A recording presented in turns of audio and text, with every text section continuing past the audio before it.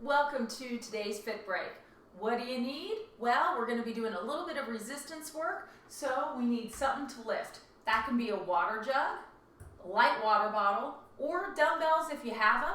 I'm going to use this water jug for our rows, and then we have those lighter water bottles for a little bit of shoulder work. So our plan today, we're going to do a little strength and conditioning. So that means we're going to go back and forth between a little bit of cardio and a little bit of strength work.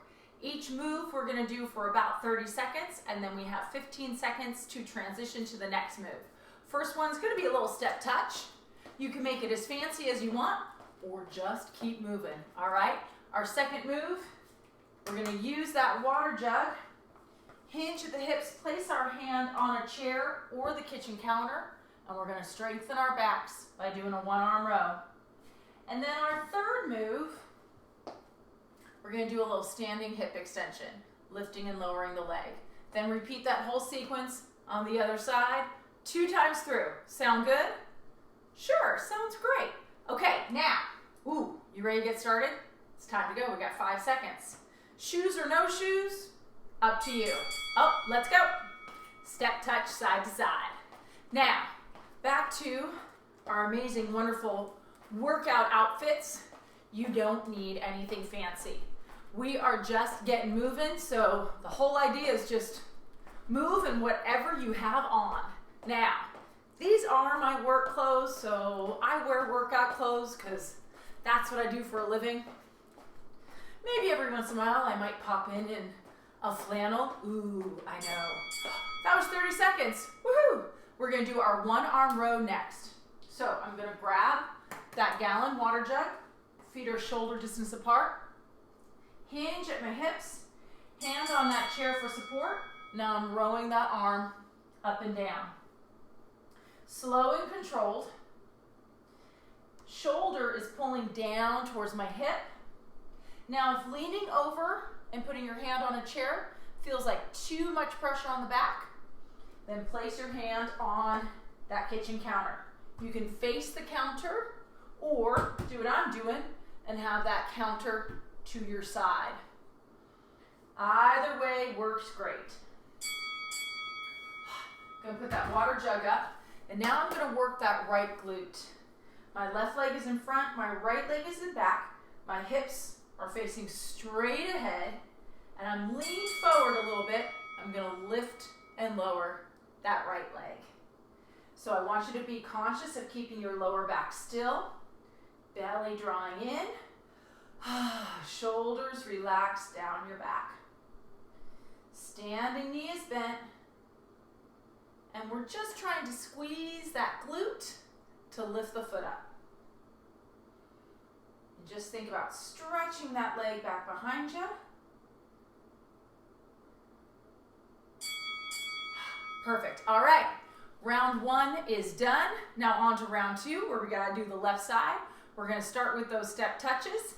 Knees a little bent, chest up, shoulders relaxed. Let's go. Now, you don't even have to move your arms if you don't want to. You can just do hands on your hips. And if step touch feels kind of weird or awkward or whatever, you can always march in place. I'm just looking for you to move a little bit. A little bit of cardiovascular rhythmic movement to get the heart rate up. Get your blood flowing, body temperature up. Start loosening up your muscles. Kind of important that we do that. See, 30 seconds. Left arm is going to row, and I'm going to demonstrate from this side with my hand on the kitchen counter. Hinge at my hips, knees are bent, and my feet are about shoulder distance apart. I'm going to slowly row that weight up towards my hip and then slowly lower it down. When we do any kind of resistance work, really try and focus on moving in a purposeful, controlled manner. So we're trying to get the muscles to wake up and do their job. And that means we got to slow down a little bit. Think about what we're doing. Okay, weight's going to go up on that kitchen counter. Let's take that left leg back. Oop, do I got room? I'm going to go scooch forward a little bit. Tip forward, standing knee is bent. And now my left leg is going to lift and lower. Squeeze your tush to lift that leg. Lower back is nice and still. And you're just doing as much as you can. If you start to get really tired, take a break. This is a journey. It's going to take a little bit, but we'll get there. 5 more seconds.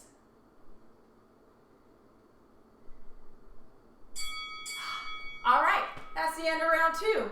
What? Cool. All right, ready, round 3? We're going back to those step touches. Ooh, relax those shoulders, bend your knees. Ready, set, here we go. Step touch, side to side. You can always walk down your hallway and back. If you've got a step, you can go up and down on that step a few times. Just anything that's repetitive and that doesn't hurt as you're doing it. Kind of an important point. We don't really want things to hurt. We're trying to make things feel better, not worse. Yeah, kind of the point with Fitbreaks. Feel better. Perfect. Okay. Right arm's gonna row, and I'll demonstrate from that kitchen counter again. Open up your feet, shoulder distance, knees bent. Push your seat back, and row that weight up. So in this Fitbreak, we're working on strengthening the muscles of our mid-back. Those muscles need to get stronger so that it's easier for us to hold our spine in what we call neutral position, that straight back position. Slow and controlled, take your time. Let's put that weight up. And now we're gonna work a little bit lower down the back body. Right leg is reaching back. We're gonna tip forward, standing knee a little bit bent. Try and draw your belly in. Let's lift and lower that right leg. So when we sit at a desk a lot or all day, we get kind of a funky posture going where we're kind of rounded. So a lot of our resistance work that we want to be doing is to help strengthen those muscles on our backside. They're kind of muscles we don't think about because we don't see them in the mirror every day, but they're super important. Whew. Round 3 done. So we're trying to let these front muscles have a little break and train all the backside stuff. Step touch, one more time. Let's do it. And I'm trying my best not to sound like a herd of elephants. The way to do that, keep your knees a little bit bent, And the other thing that helps is engaging through our abdominals, through our core. That feeling of drawing the belly button in. That's something that we are gonna keep working on a lot, all the time. Okay, we've got left arm row. Grab your water jug. The other nice thing, there's a nice handle on those jugs. Hinge at your hips, feet nice and wide, knees bent. Stretch your chest forward. Now lift and lower that arm. Pull your elbow right in towards your side. Then we're going to slowly lower that weight.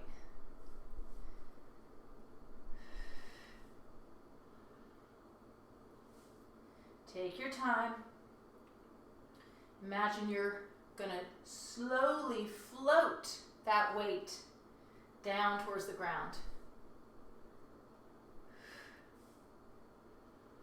And just keep your elbow all done, pulling in towards your side.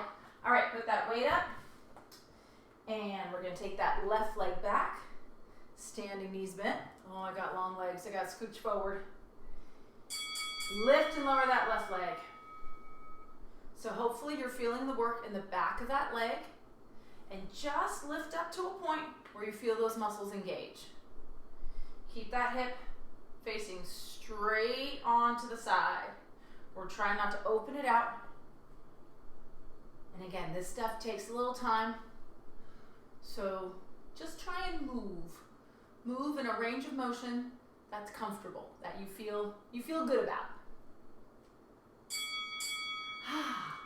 Awesome. Whew. We have time for one last little move. So let's have a seat. Scooch our bums to the edge of our seat, lift up tall. We're gonna scoop that low belly, tuck our tails, roll back. Now give me a little alternating arm lift. Exhale and exhale. I'm trying to exhale as I lift my arm up. If that gets too confusing, just breathe. The reason why we do that is when we exhale, the abdominal muscles draw in. Kind of a natural thing that happens.